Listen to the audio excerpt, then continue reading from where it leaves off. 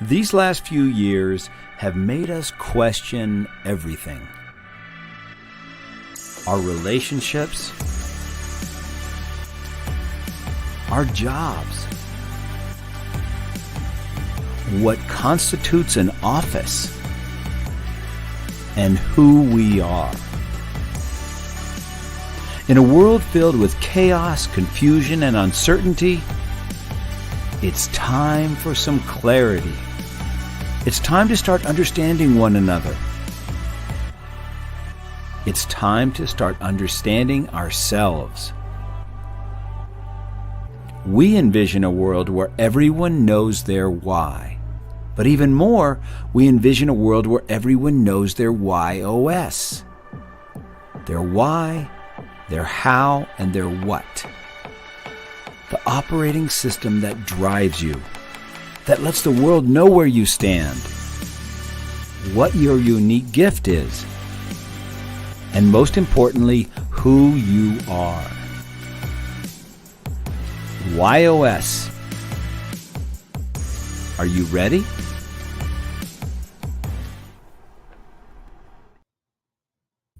So normally I come on by myself and I introduce our guest, but today I'm introducing Jerry right away because I want to make sure he can hear me and I can hear him. I can hear you. Can you hear me? Wow, we did it. Up until about a minute before we went on the air, people, Jerry and I he couldn't hear me. We could only hear each other through the phone. And Bruce, Captain Kirk, I'm so glad you're here. You're always here, and that you're thrilled to hear from Jerry. And I'm thrilled to hear from Jerry. So Jerry, we're going to do it a little backwards. You're already on. I'm going to introduce you though. Our guest today is the man who has long made it his business to understand how trust impacts success.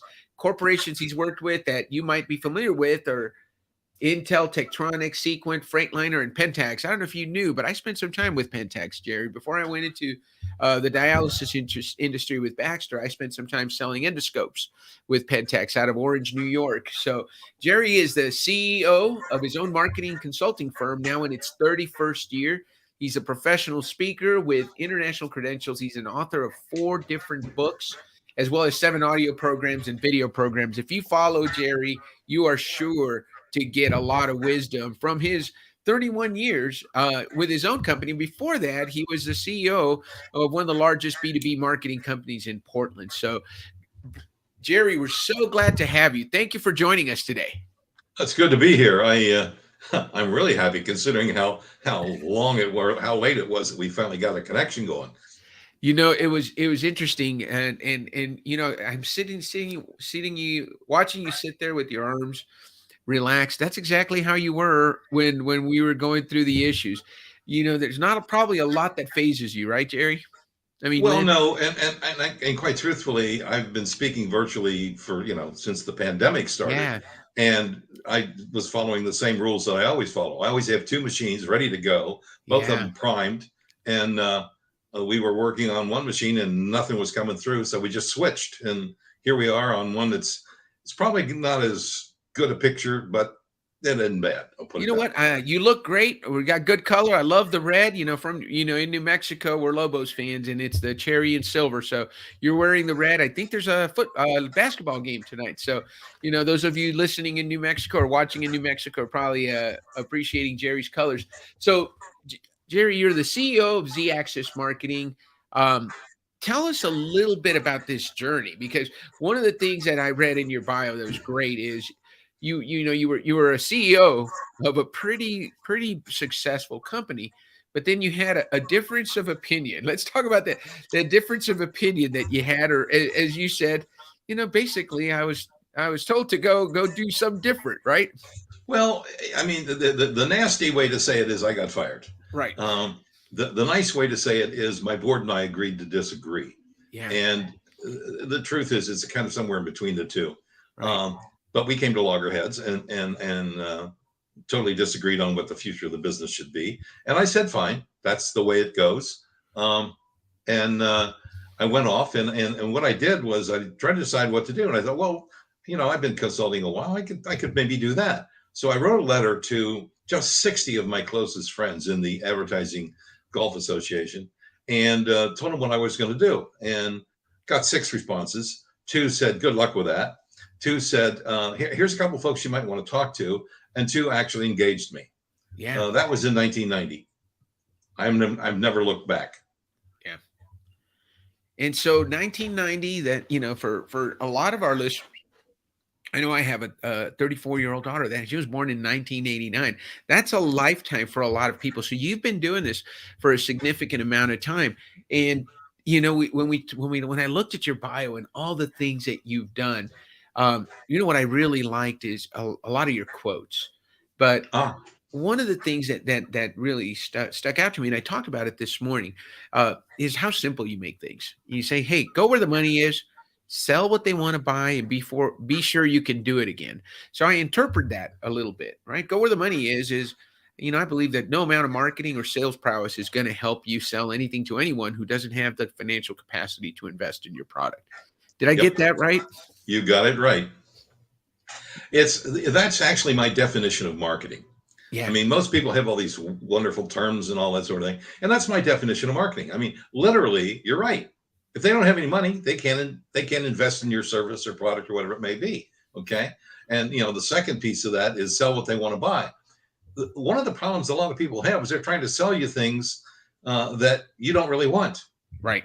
So knowing what the customer wants, needs, desires, feels best about it, whatever, all those kinds of things will give you a way to make sure that you make a sale. And then, and usually I shorthand that last part of it and say, just do it again. Okay. But making sure you can do it again. The point you made this morning in your blog, whatever you want to call it, was that's the way you build relationships. Gee, what a concept. You know, Mark Hunter taught me that, and it's a beautiful concept. You know, it's not closing a sale, it's starting a relationship. And if you start a relationship, that's where you get that repeat business. That's where people come back. That's where people recommend you. As you said, all you needed was 2 people to say, hey, 2 people recommended you, 2 people engaged you. So you had 2 clients and 2 recommendations. Absolutely. I have one client that I no longer charge. I mean, he's been with me for 30 years. Wow. And mostly what I do these days is we have lunch twice a month, and I edit his newsletter. That's it. Right. That's all I really do anymore. But I'm also the sounding board for all of his automated activities that he's doing. And he's a certified financial planner. So it gives me a real insight into that whole business, that whole arena. Mm-hmm. But he's been with me all that time. I tend to have clients that become friends. Yeah. It's just the way it is. Well, it's about relationships, right? And trust is part of your WHY.os. We, you know, in our worries about getting the video and the audio working, we didn't even get into your WHY.os.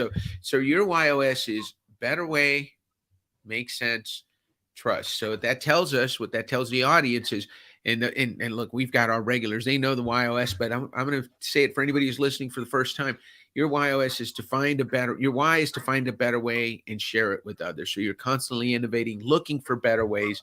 And how you do that is by making sense of the complex and challenging. You can take in information, lots of data, and make sense of it, and then help others with it.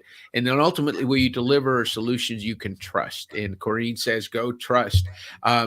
Tell me about that WHY.os and how it feels for you now and how it's played out in your life, Jerry.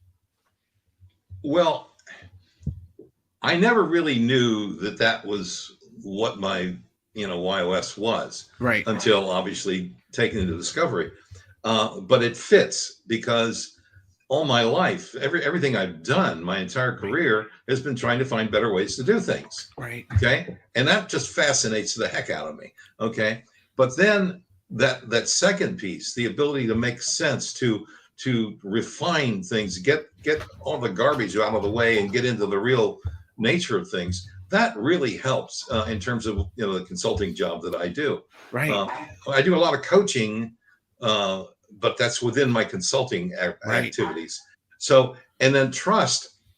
I never realized how important trust was to me, but literally I have walked away from organizations and walked away from associations and so on where there's no trust. Mm-hmm. I literally will not work with somebody if we can't trust each other. And I think that's the most important thing literally in any relationship. Okay. Yeah. Well, you talk a lot about trust. So you're considered a master of the art of networking and trust-based marketing. So tell me about trust-based marketing.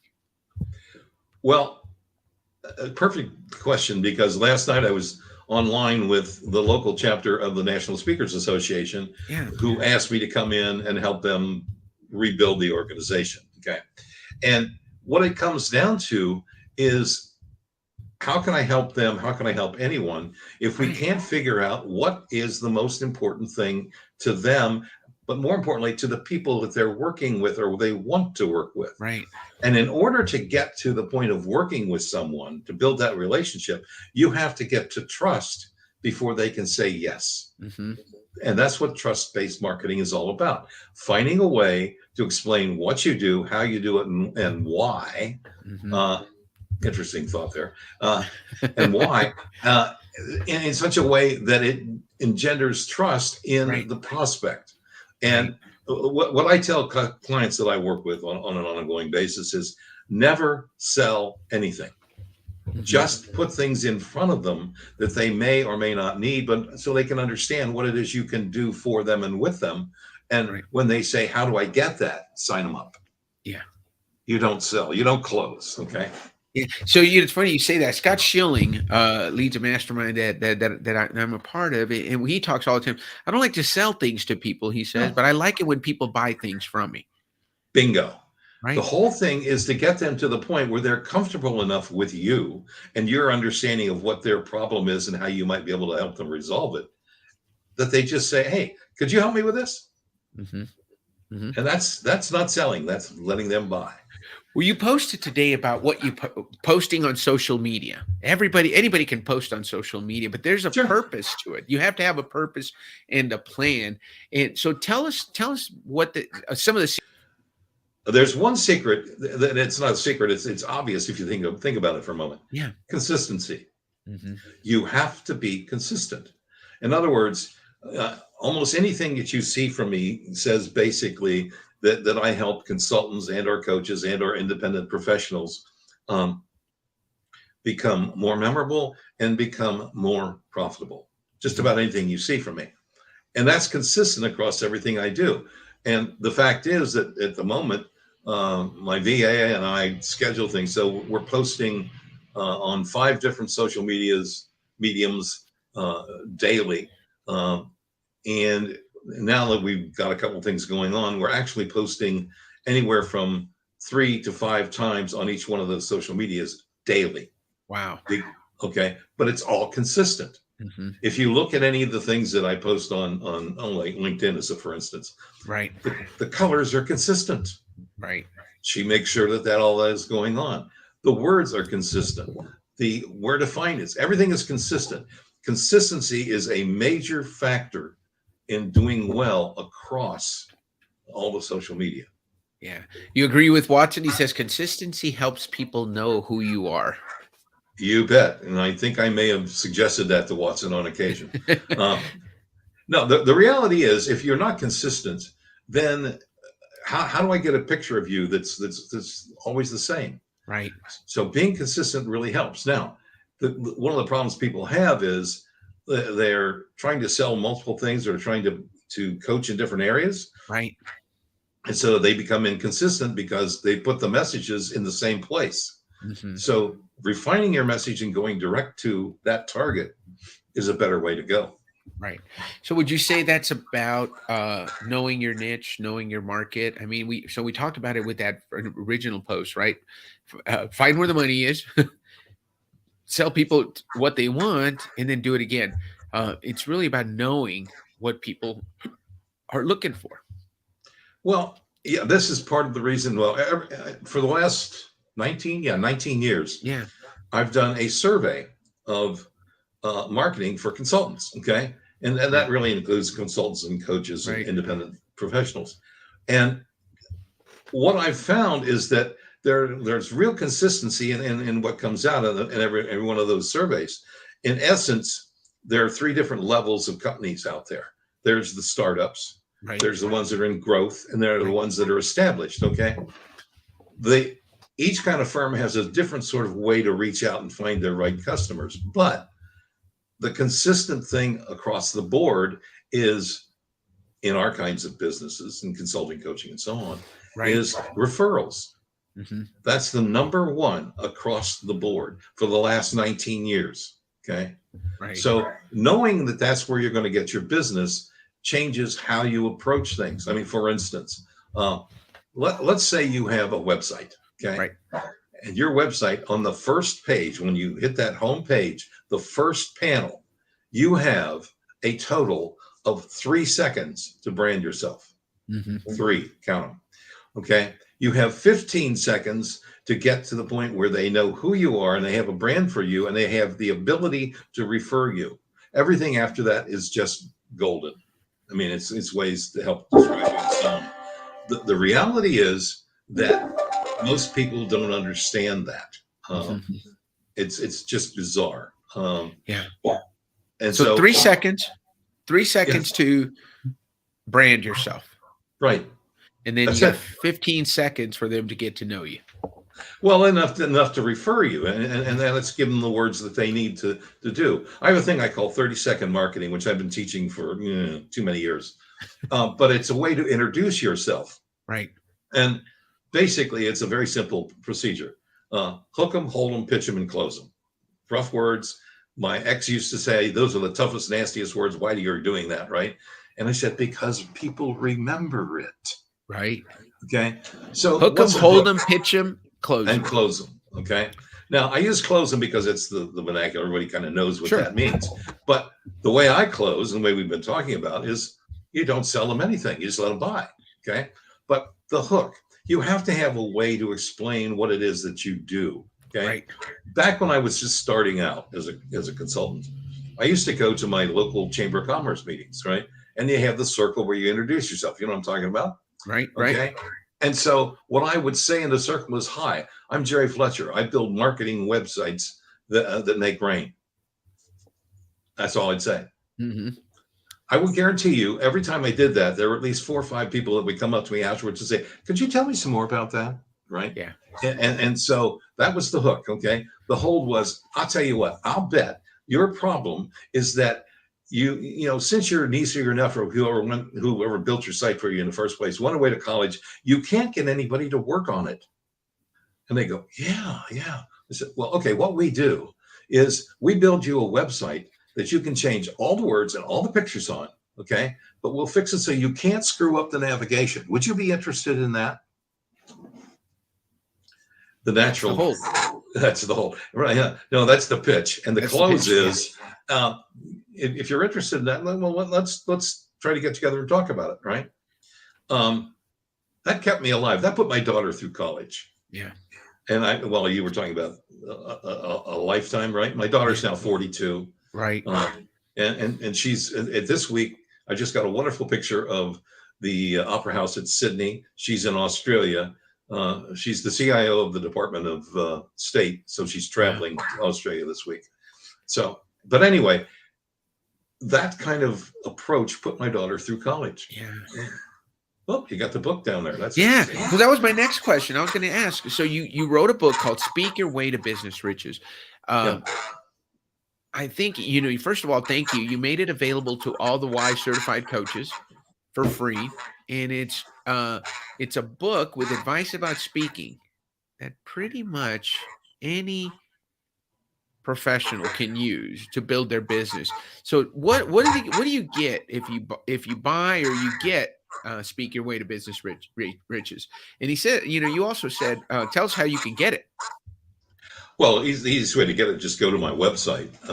Actually, you've got it right there. That's where you can make the purchase. Now, I don't want any of the folks, that are members of certified coaches for WHY to be purchasing it. So just send me an email and we'll get you a copy. Not a problem. The reason I did it was, early on when you're trying to build a business, you look for ways to get in front of more people and so on. And I discovered that speaking was a way to do that. Okay. You get in front of more people more quickly and get more chances to, get them on board.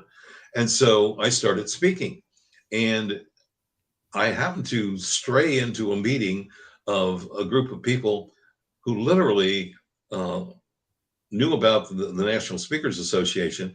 And because of that, I was one of the founders of the local chapter of the National Speakers Association. Okay.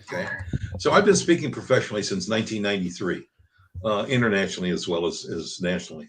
And what I've found is that there's so much interesting information there that anyone who wants to speak to build their business can use. And you don't have to be a professional and be getting paid to speak in order to use the information in the book. Yes, Right. if you want to get paid, it'll help you do that. But the real key is being professional in the way you approach that part of your business. And every coach, every consultant, every independent professional, sooner or later is going to discover that speaking is the way to be a rainmaker in their business. It's funny you say that, because we've made it a point at Y Institute to get Gary on as many stages as possible, and I'm speaking as many to as many people as possible, because it really does get the word out about what you do to the right people, so that they either hire you or they recommend you to someone that needs to hire you, right? There you go. So Jerry, tell us, you just also did something recently, the 19th annual consultant marketing survey. Tell Right. us what's in there and how can people get that? Basically, you just go to my website. All you have to do is click on it, and it's right on the homepage. You'll find it Okay. pretty easily. And no problem. We'll send it out to you. You'll immediately be signed up for my news log, which comes out every Saturday. And it has the same information in audio, video, and a written form. Okay. And this is because people ask me to do that, because some of them like it in one form, some of them like it in another. But one of the things that I heard quite often was, I like to walk and I like to listen to your audios while I'm walking. Okay, fine, good idea. But they also like to read. Okay, the video is there for the people that are just very much into video, and I'm sorry, but Right. that's the way of the world today. Okay, but in that survey, depends on where you are. If you're in the growth mode, that's fine. If you're just starting up, that's fine. If you're established, that's fine. What we do is we look at all the marketing strategies and tactics that are currently looked at and used by folks like you. Right. And you get an idea of what works for them and what could possibly work for you. Mm-hmm. This year, we included a new section sort of in the back, which is full of takeaways of, how do I say this? I monitor a whole lot of things. Right. And some of those are literally, when I started doing the survey, I was, one of maybe 2 or 3 in the country. Now they're all over the place. So the ones that are good, that I know give good information, I monitor those on an ongoing basis. And this year, I think we included 6 or 8 pages of information from those other sources. We named the sources and basically said what they, what they're saying. The one thing that we didn't say enough about, I guess, is artificial intelligence. Right. Unbelievable. I've got some things slated for later on today to look at what's really available out there in the field. And so I'll be able to make not educated, but real direct kinds of statements about what works, what doesn't, and why, which is, again, better way. Hey, I'm looking for a better way. I was going to say, we want to make sure we get to these next 2 questions because they're so important. What is your biggest why not moment? I know we hinted at it a little bit ago, but walk us through that biggest why not moment.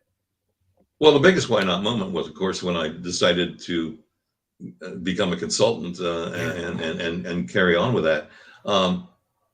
It wasn't easy. I mean, it's like, okay, you've been running a pretty heavy duty operation. I had like 35 people. We were working with major organizations and companies. Right. And so it's like, okay, here I am alone, all alone again. And I'm going, no, what do I do, right? Well, I was fortunate because a lot of the relationships that I built over time, one of them happened to be with a physicist who said, hey, I've got this thing I'm working on and I'd like you to take a look at because I want to do some advertising. I said, okay, fine. Looked at it and told him it wouldn't work. He didn't agree. We did it anyway. later on, we were having lunch, and he said, "You're right, it doesn't work, but I've got a little something going on in the garage. Could you take a look?" That little something was something called Digimark, which okay, and it's a way of embedding information, digital information, in anything, so that you can't lose it. I mean, it goes. You can take something and print it out, fold it, bend it. It just stays there. It stays all the time, but you can't see it. Right. Okay, it's hidden. You have to have the way to access it. Well, I looked at that, and I went home and I told my ex. I said, "Look, I've just seen the next Xerox, so I'm going to work with these people." And I went to work with them. Basically, I named the company, did all of their initial branding and so on. But the big thing I did was I taught the entire organization how to network so we could raise the money we needed. We raised $500,000 in 17 days. Wow. What year was this? Oh God, this was before the bust of the 2008. Somewhere in there, before that. And the thing that really was amazing was the party when it went public. Mm-hmm. I was in a room with 4 or 5 of those big round tables seating 8 or 10 people, right? There was nobody in the room worth less than $4 million. Wow. That's what can happen when you find, a really good idea and you work at it. But we did some fun work there. I asked you about this question, and this is good. First of all, thank you so much, Jerry. You've shared so much already, and we could probably do an hour show. So we're just going to have you back. But I really liked your answer to this question. I want the audience to hear it. How has discovering your WHY.os impacted your personal life? Oh boy. It's a funny thing. You don't know. How do I say this? I was the person that was involved with a lot of the original testing of assessments. Right. Okay. And I found all of them interesting and workable, and they do work, but they're so complex, I can't handle it. Right. And the thing with the WHY.os that got me was that it's so simple. And I presented this again last night the same way. There's only 9 possibilities. I can remember that. I can work with that. So I know that it will work for other people as well. It's the simplicity that drives it, that makes it so wonderful. Are you there, Dan?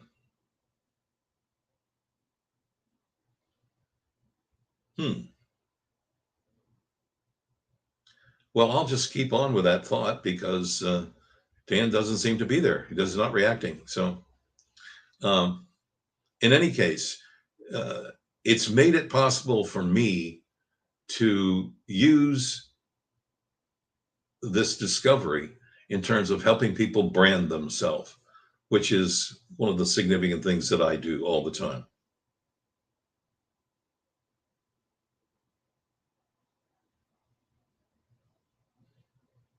As I said, I'm using it to help people brand themselves and to find people that really want to work with them, which is one of the key factors in understanding what your why is.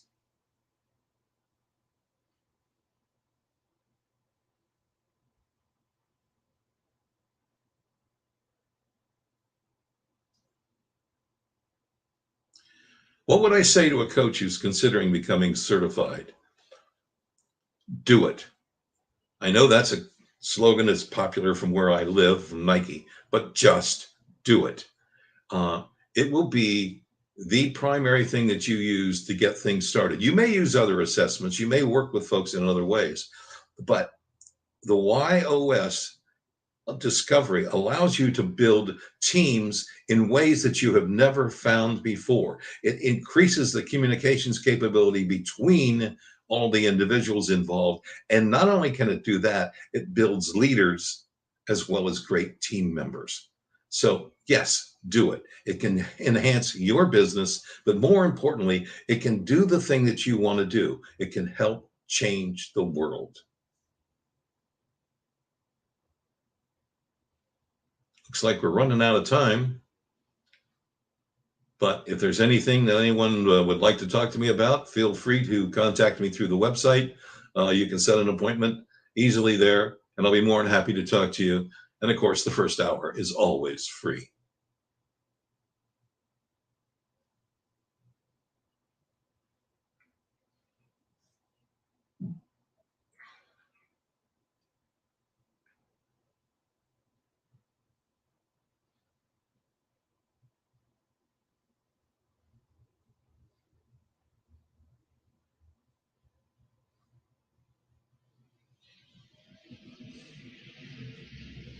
Let me know how I can help you. It